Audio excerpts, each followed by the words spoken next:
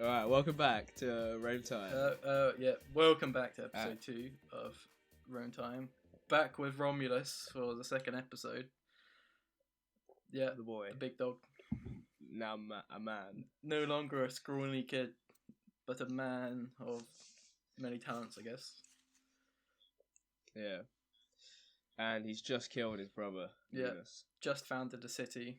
And he's now king of this new city, which we now know as Rome. Kind of want to know what he called it. If he did actually call it Rome, because it's a bit... I don't know, it did happen a lot. I guess Alexander called a lot of places Alexandria. So... He did call a lot of places, It's like, shit, I'm running out of new names. What's this one? What about your name, my liege? Yeah, that's perfect. So, we'll carry on from where we left off last time.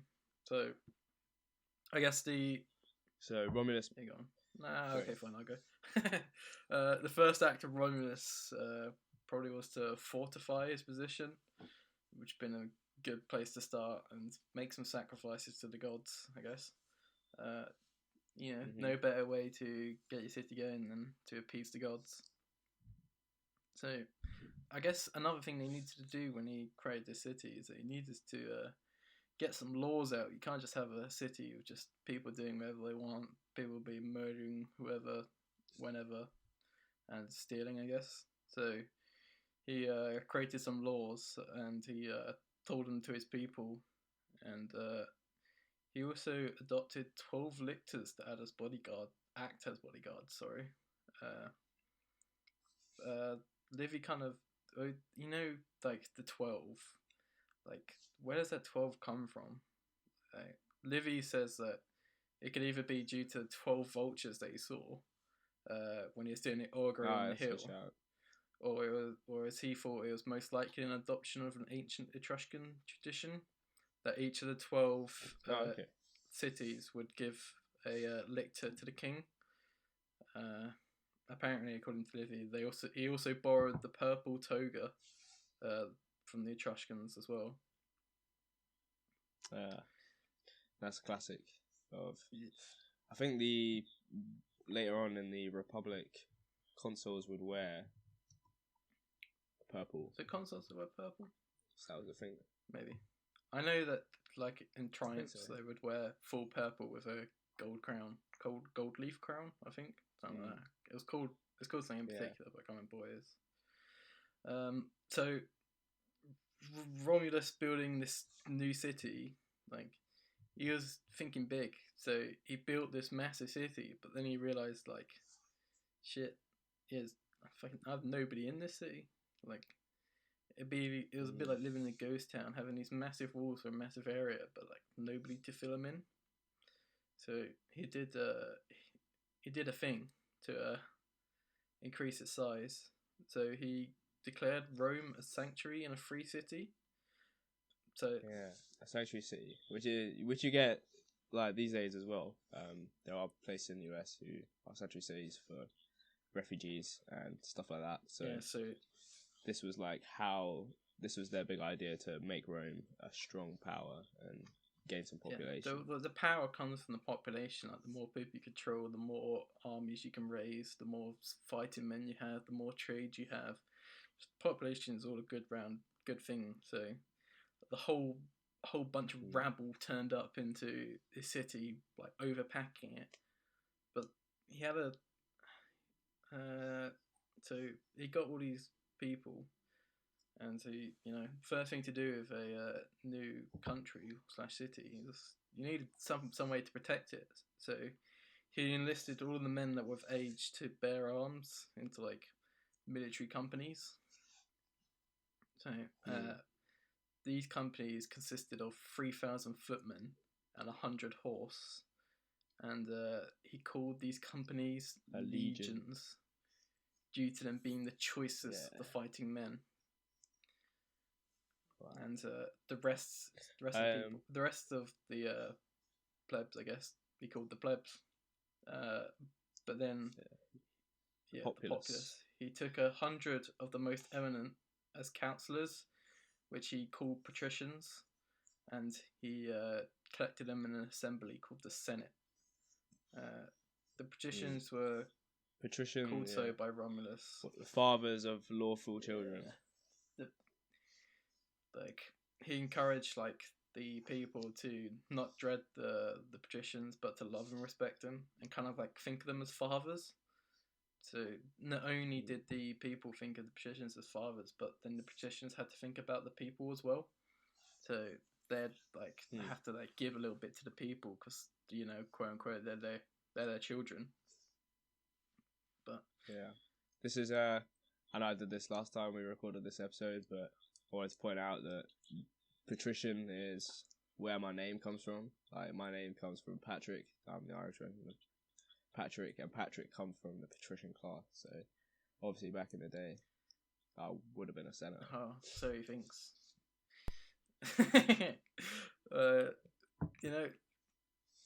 There was one problem with all of what Romulus did though, making it a free sanctuary. He only got mostly men. He didn't get many women or any others to you can't just have a city full of men, otherwise it'd only last one generation, and then what's the point in that? So he came up with a cunning plan. Cunning indeed. So what do? They throw games in honour of the equestrian Neptune, which he called Consuelia, on August the 21st. Yeah. Harvest. I kind of find this story kind of funny, really, because it's all about this temple that he found under the ground. How do you find a temple under the ground? This is some cheeky stuff from Romulus, but what do you call it? He invited all the locals from other local cities. He invited the inhabitants of Caenina, Crustinium, and the Antemoni. Crusties. And the Sabines came with the Sabines came out in force, including all the children and wives, and they were entertained by Romulus and his people within the city. Little did they know what was going to happen next. No, they didn't know at all. Upon a given signal, the young Romans darted this way and that to seize and carry off the young maidens. In most cases, these men or these women were taken by men, by whoever they happened to walk past. However, some women of exceptional beauty were marked out for the chief senators and carried off to their houses by plebeians to whom the office had been entrusted. Yeah, so this was known as the rape of the Sabines, which is quite a defining moment for the very early history of Rome. Romulus explained why it happened. He said it was the pride of their parents that caused the deed, and obviously this isn't really a good excuse, but the idea was that Romulus had sent envoys round the neighbouring nations to solicit for new people and an alliance, but nowhere did the embassy obtain a friendly hearing, so they had to just steal them instead, really. So that's the explanation he gave, but yeah, nasty stuff. So all the Sabines and all the others, they sent ambassadors to Romulus with fair requests that he would return their women and recall his act of violence, and hopefully try to seek a friendly correspondence between both the nations. But Romulus wouldn't part with the women, but he still proposed to the Sabines to enter into an alliance with them. However, Acron, king of the Canaanensis, a man of high spirit and a good warrior who had all along a jealousy of Romulus' bold attempts, decided that Romulus was growing formidable to all the people, and he chose to rise up with arms and mustered a powerful army against him. Romulus likewise prepared to receive him, but when they came in sight and viewed each other, they made a challenge to fight a single duel in front of the armies, mano a mano. 1v1. You know, why spill the blood of all the men when you can just have the two big dogs fight it out? That would decide the fate of the battle. So before the battle, Romulus made a quick vow to Jupiter that if he would kill Akron, that he would dedicate Akron's armor to Jupiter's honor. And of course, Romulus overcame him in combat. As he does. Conquered and overthrew him. Yeah. Routed his army. Absolutely destroyed him. Took his city. Yeah. And then he didn't just destroy the city and kill the inhabitants. He destroyed the city, but then brought back all the inhabitants to Rome, and he gave all of the people the privileges of Roman citizens. And nothing more to advance the greatness of Rome than that of incorporating those who she conquered into herself. And apparently this was something his wife Hesidia begged him to do, so it wasn't just him figured that. And then after this, Romulus cut down a mighty oak and made it into a trophy, and then he fastened it to Akron's armor. He set it on his right shoulder and began a triumphal march, and this became the origin, or the model, of subsequent marches. Or triumphs, I guess. Just kind of like a super early triumph. The first triumph. Yeah. The mythical first triumph. Maybe not the first triumph. Yeah, not the first proper one, I guess. Who Historia Civilis on YouTube has a really good video about Roman triumphs. He does actually. Yeah, they are good episodes. Yeah, I've watched all of those once or twice. So, after the overthrow of the Canaanians, the Sabines are still trying to they wanted more time to prepare. However, the people of Fidene, the Crusties, the Crustamerians, and the Antemina joined their forces together and decided to attack the Romans. But just like the Canaanians, they were defeated in battle and surrendered their cities up to Romulus. And he divided their lands and territories and transplanted the citizens into Rome, as he did with Akron's people.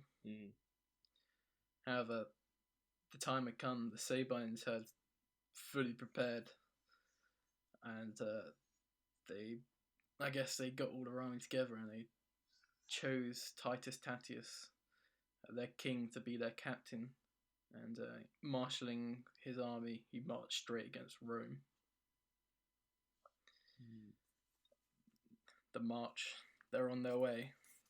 The first time Rome itself has been attacked. Yeah.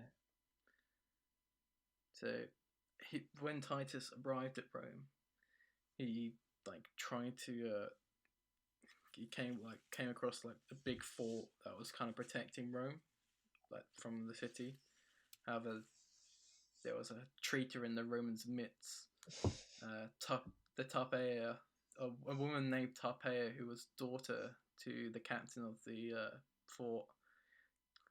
She really wanted the golden bracelets that she saw the Sabines wear, and she betrayed the fort into Sabines' hands, and she asked for a reward, the things that they wore on their left arms. However, Titus, conditioning Lucifer in the night, she opened one of the gates and received the Sabines. Definitely understand why she wants some armlets. They're pretty cool looking, to be honest. Looking them up. Yeah. Pretty nice gold things. But it wasn't just the armlets, though. So, once Tarpeia let him in, and she asked for her reward, and Tatius commanded the Sabines, in regard to their contract, not to refuse her the least part of what they wore on their left arms. And they not only threw their bracelet at her, but they also threw their buckler at her as well. They're small shield, and Tarpeia being borne down and quite buried with the multitude of golden shields, died under the weight and pressure of them. Yeah. That's why you don't be a traitor. Not to the Romans, anyway. You know. And then... Yeah. So the Sabines now controlled the citadel next to Rome, which was a big problem because now they had no defensive position of their own.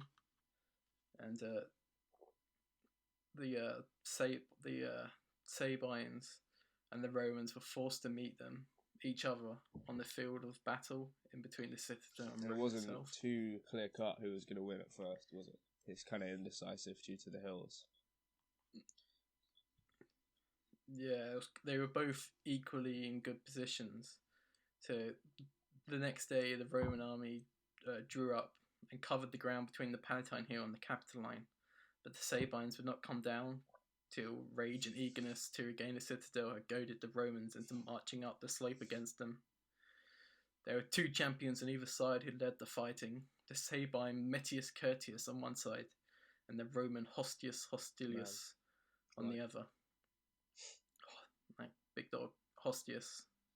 He held the Roman line firm, but despite their disadvantage of position, and by the reckless courage he displayed in the thick of the fray. However, when he fell, the Roman line gave way, and they fled towards the gate of the Palatine. This is where Romulus comes in to save the day.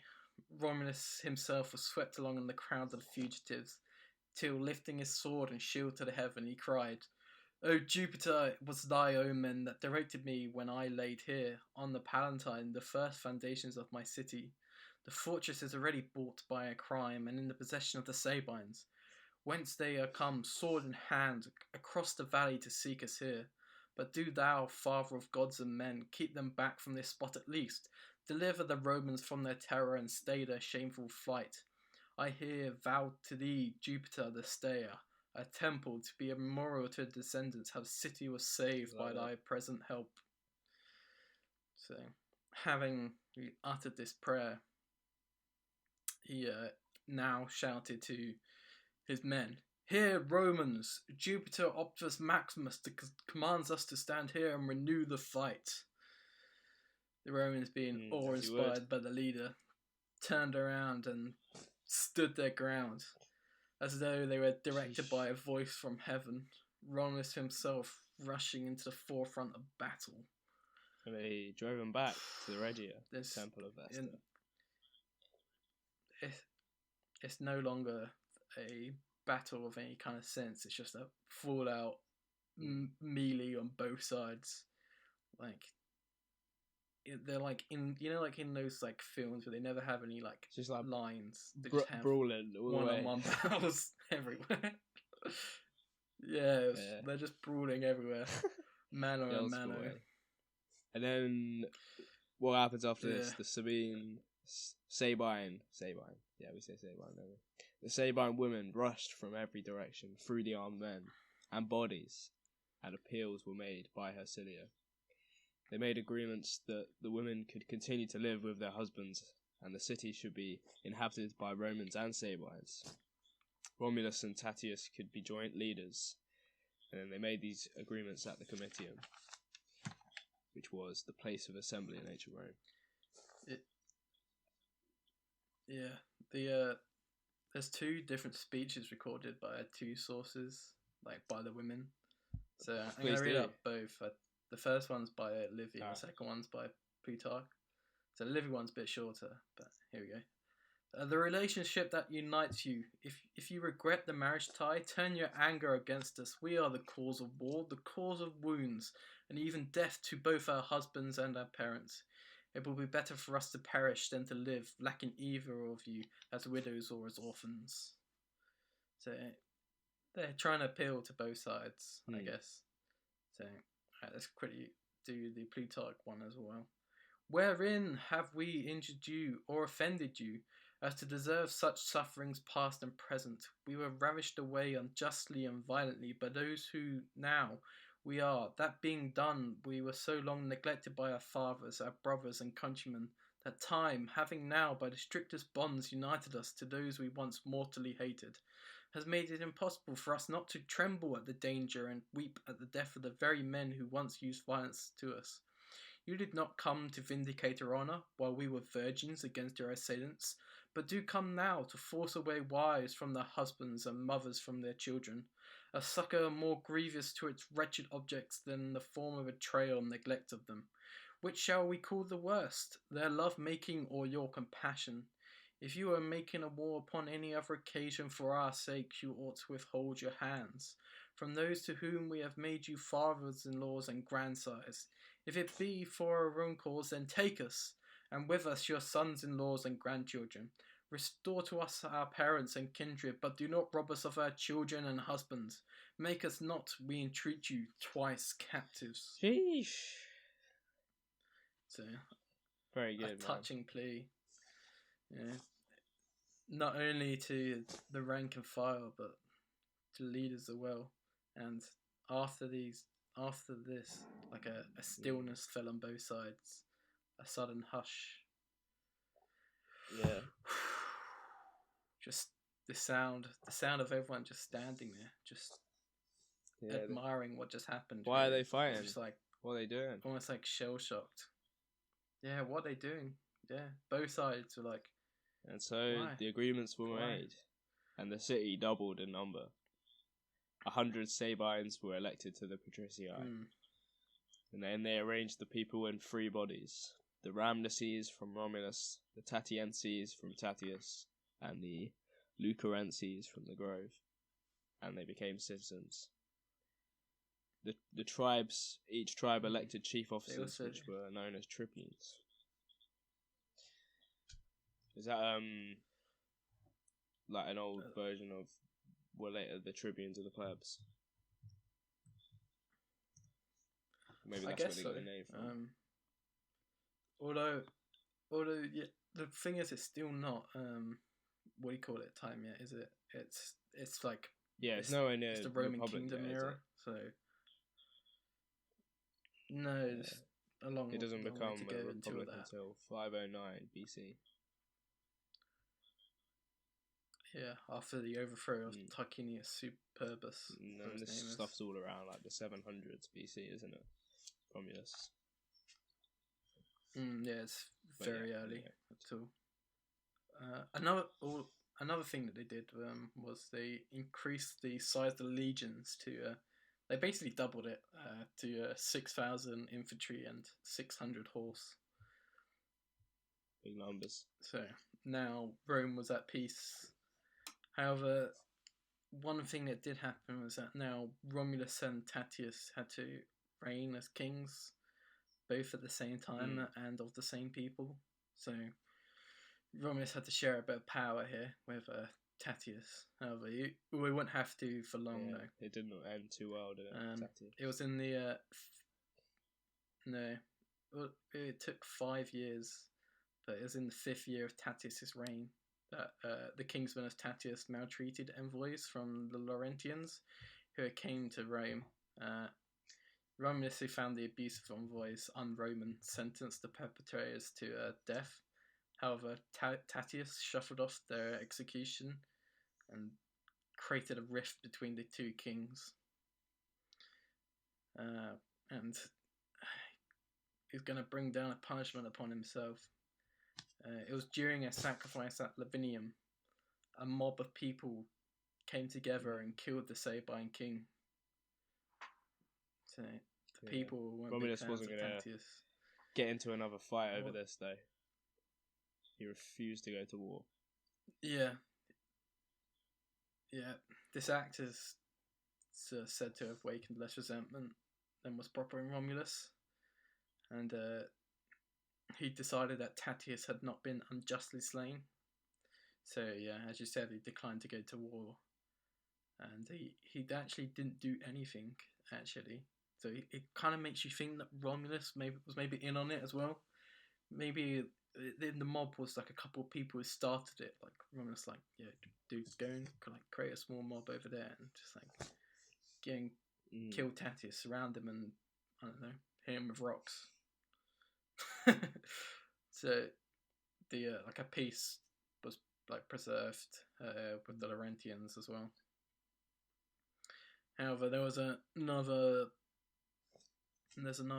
fight on the horizon. Another power, this local city, wanted to test the might of Rome. So the Fidenae, perceiving the growth of a power which they thought too near themselves for safety, did not wait till its promised strength should be realised, but decided to go to war against Rome themselves. Looking up the town Fidenae, it's literally just 8 kilometers north of Rome. So yeah. Really? Just on the Tiber. Wow. Yeah. Is it? Yeah. That's pretty close. I guess this was still in like Latinum, wasn't it? So it was only like a small. It takes them a very long time to assert control over, the whole peninsula. Yeah, they kind of like hit a critical mass. Yeah. Splurge out. So the Fidenae, I'll go Fidenae. I don't know how Latin's pronounced. The fiddlers. The Fidenae. The fiddlers. Let's just go with the fiddlers. Yeah, the fiddlers, being fiddlers, they decide to get their young men and set them out to ravage the land between Rome and the Fiddler city. The farmers were driven into the city. Yeah, the farmers from around Rome were driven back into Rome itself to flee like the fiddlers. So Romulus led his army instantly against the Fidenae, to delay it would make it worse, I guess. He doesn't want his countryside to be completely ravaged, because then how is he meant to grow crops and feed his population? So he had to get out there quick. So he marched off to Fidenae and the fiddlers, and made camp a mile from Fidenae. And leaving a small guard, he marched out with all of his forces and decided to lie in ambush for the fiddlers' men to come back. And he provoked an attack and drew them out. The Romans, he sent some men in to attack the city, but then as soon as they came out, they ran away, fleeing, oh shit, you better not kill us. But they pulled the Fidenae straight into their trap, and here the Romans suddenly sprang out and attacked the enemy's flanks. However, a detachment of Romans also threatened to march into the city or get behind them and surround them fully. So the Fidenae broke and ran in such a great disorder that they just everyone ran back for the city, just a chaotic flight. However, most of the fiddlers didn't escape, and they were cut down by the Romans close on the hills. But the Romans were so close behind them that they could not shut the gate before the Romans got there. So the Romans burst into the city as well, and that was the fall of the city. Once the enemy's inside, there's not much you can do. The whole strength of the city is its walls.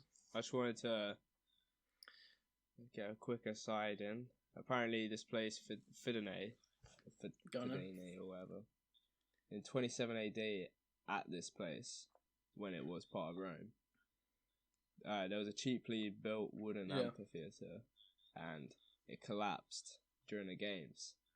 And it's the worst stadium disaster in history. 20,000 people died at this place. 20,000, yeah. 20,000 people died. 50,000. And after that. Jesus. Yeah. That's pretty insane. After that. Yeah. Just a random side point. No more wooden amphitheatres. Yeah, nice little tangent, that one. Liking that. Thanks, man. Nice bit of info. I know, man. 20,000 people. Well, I'm just trying to imagine 50,000 people in a stadium like this. It's like it's pretty mad. Then just like almost like a third of them, nearly half actually, just dying. But it was all built out of wood, so like wow. Yeah, that's what you get for building out of wood, I guess. I guess they rectified that problem with their stone and concrete ones from now on. No. They weren't going to make that mistake again. But anyway, moving on. So he just defeated them. Yeah. Meanwhile, the Sabines had adopted the Roman months, while Romulus adapted his army. They started using the Sabine oblong shields, and they changed their armor. And they had kind of started getting to know each other's cultures a bit, so they introduced each other to some new feasts. Yep.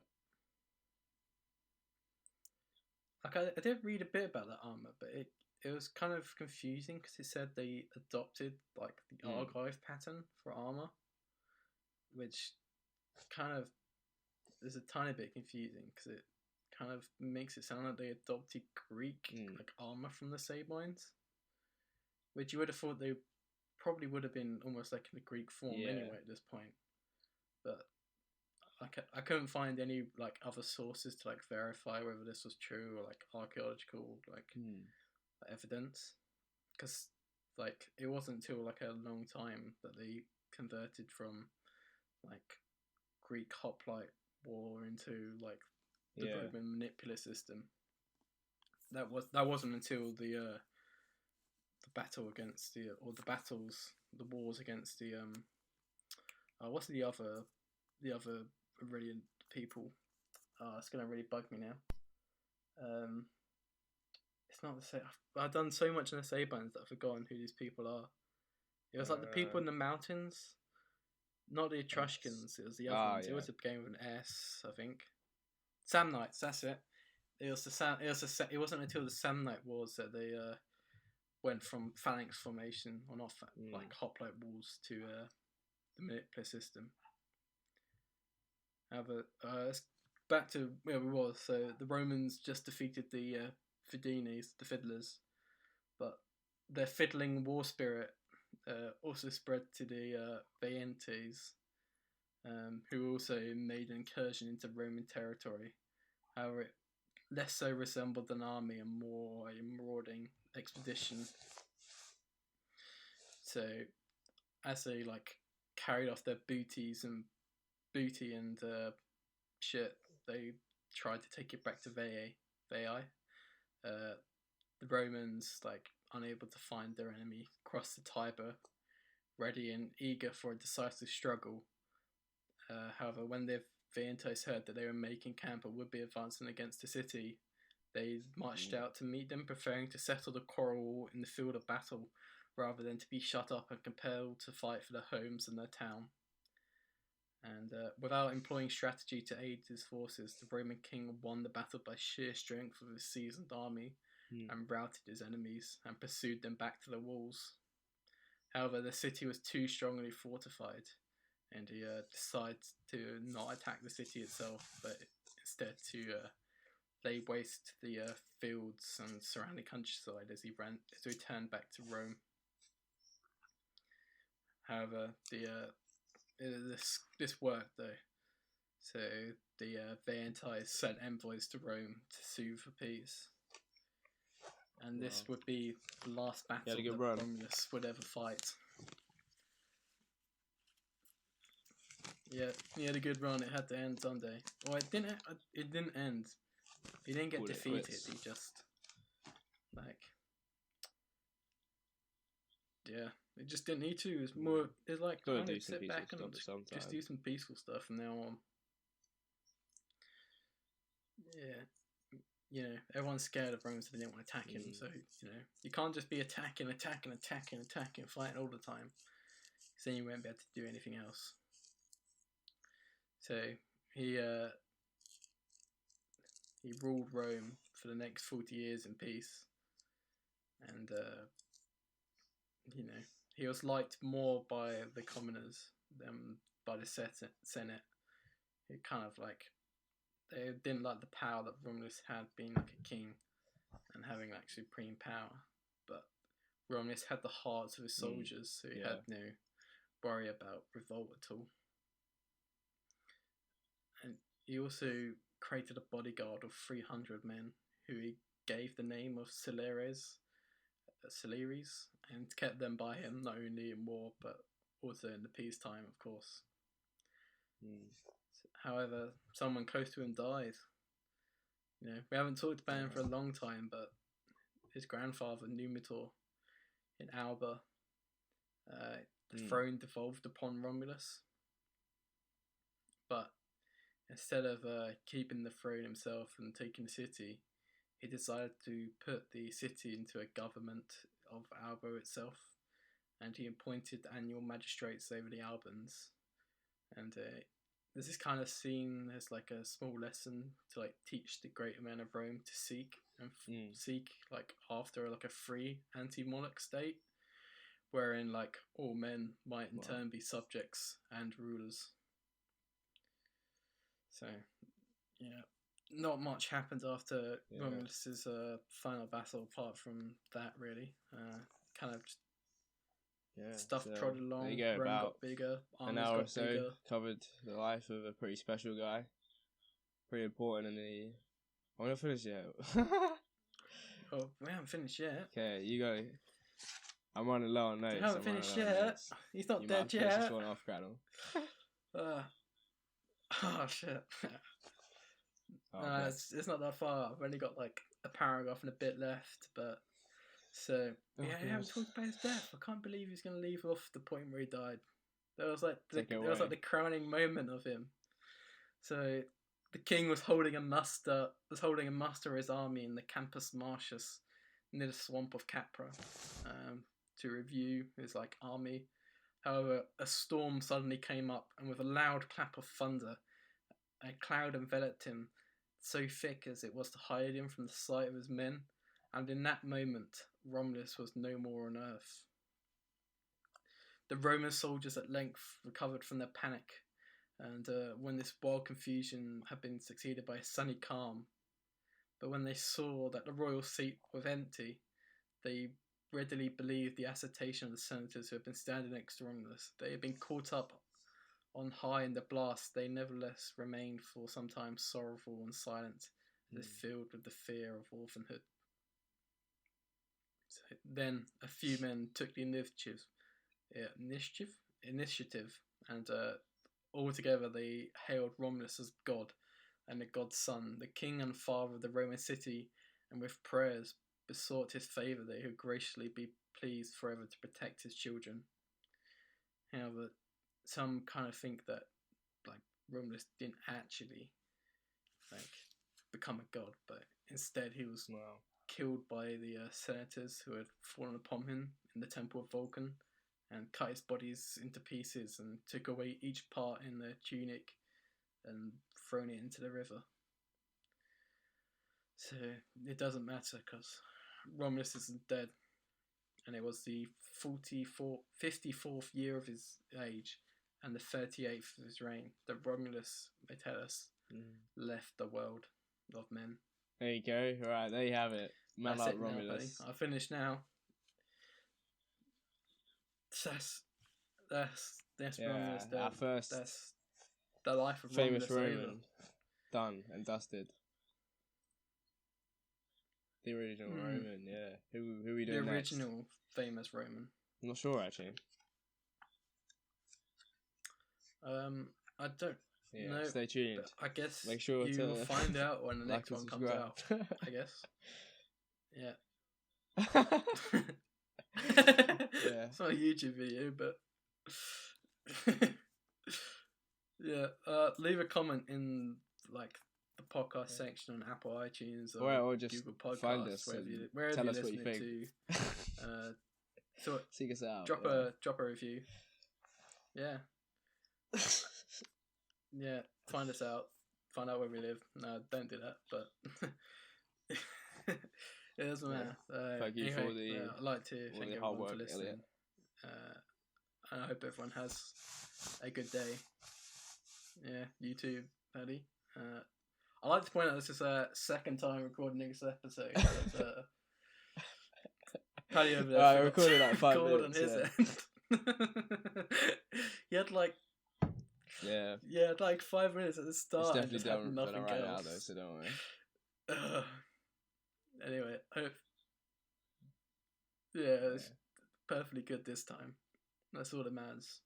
So yeah, last time. See you soon. Thank everybody for listening, and we'll see you. All right. Bye. In the next episode.